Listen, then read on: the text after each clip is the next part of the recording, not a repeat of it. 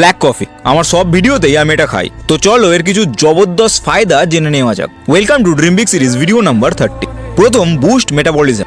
এটা তোমার মেটাবলিজমকে বুস্ট করে, যেটা তোমাকে এক্সট্রা ক্যালোরি বার্ন করতে সাহায্য করে। আমি যখন ফ্যাট লস করি তখন সকালবেলা এমটি স্টমাক ব্ল্যাক কফি খেয়ে আমি কার্ডিও করতে যাই। দ্বিতীয়, improve brain function. Black coffee খেলে ব্রেন ফাস্ট হয়, কারণ এতে ক্যাফিন থাকে। তাই আমি সকালে ঘুম থেকে উঠেই ব্ল্যাক কফি খাই।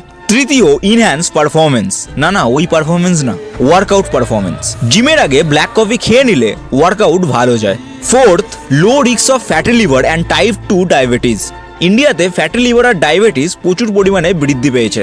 ব্ল্যাক কফি খেলে এর চান্স অনেকটা কমে যায়। Fifth, improve liver health. Black coffee খেলে তোমার লিভার অনেক দিন পর্যন্ত হেলদি থাকে। ব্ল্যাক কফিকে কন্ট্রোলে খেতে হবে। আমি রোজ পার্সোনালি 5 থেকে 6 গ্রাম ব্ল্যাক কফি খাই, আর রাতে শোবার 7 থেকে 10 ঘন্টাকে ব্ল্যাক কফি ছেড়ে দিতে হবে, না হলে ঘুম খারাপ হতে পারে। আমি বিকাল 4টের পর আর ব্ল্যাক কফি খাই না, যাতে আমার ঘুমও ভালো হয়। Follow and comment me for personal coaching.